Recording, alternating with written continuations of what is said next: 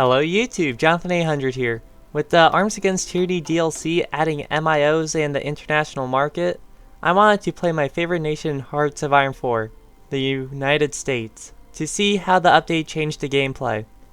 The main MIO I used for the Navy was Newport News Shipbuilding, which gives a lot of bonuses to screens and carriers, which I was mass producing.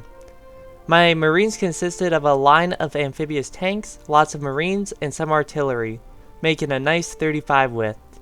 My regular infantry was the standard 9-1 because 15 widths are worse at combat even if they fit well in tiles. When I was training my second strike force, the Japanese attacked the Philippines. Luckily, the main strike force stationed from Manila was ready to attack and engage the Japanese fleet. I made the mistake of having 5 carriers in my fleets instead of 4 because I thought the base strike naval doctrine sortie efficiency bonuses would allow for a 5th carrier. It didn't matter all that much, as even with 80% efficiency, the carriers were super effective.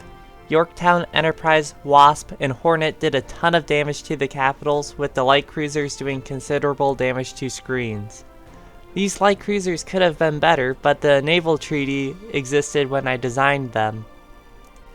Even though the Battle of the Philippine Sea more than likely could have gone better if the Navy did not retreat, it went extremely well for me as Japan's carrier capabilities were completely shattered with them losing 4 in that battle, even if we lost a lot of World War I destroyers.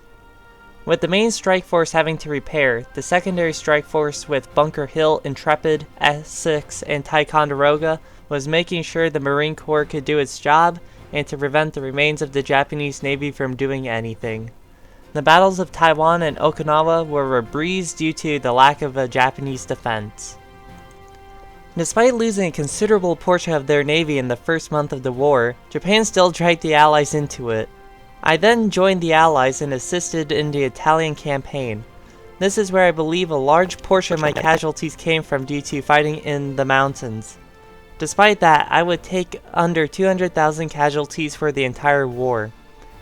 After the detour in Europe, the battle for Iwo Jima would take place where 6,000 Japanese would become casualties to the 14 American casualties. So far, the bloodiest battle for the Americans in the Pacific. After doing considerable damage to Italy, I decided that Norway should be liberated as all of Scandinavia was under Germany. The naval invasion could have gone better, but taking Oslo caused the Norwegian collaborationists to collapse, liberating most of Norway and encircling a ton of Axis troops.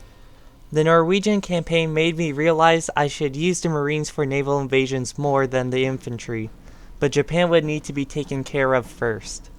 With the entire Pacific Fleet repaired, Operation Bright Phalanx was to liberate Japan from itself.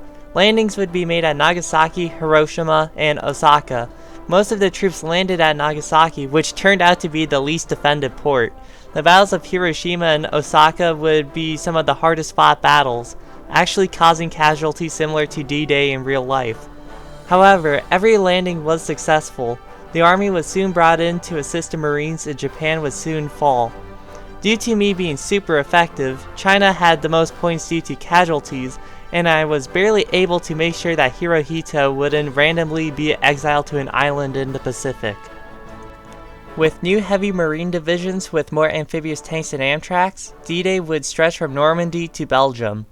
The heavy marine divisions would land at important ports while the rest of the Marine Corps would take the coastline between the ports. What was to be an intense battle turned out to be quite underwhelming as most of the German port guards went to secure the Alpine and Eastern fronts. With the landings successful, the Germans were caught completely off guard.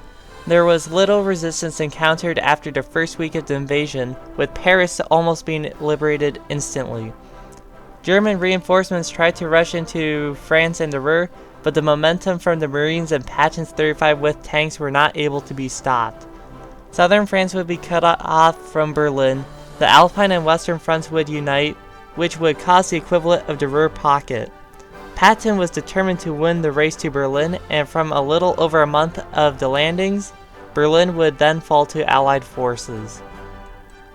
With the mess of the peace deal that came after the fall of Germany, the war was over.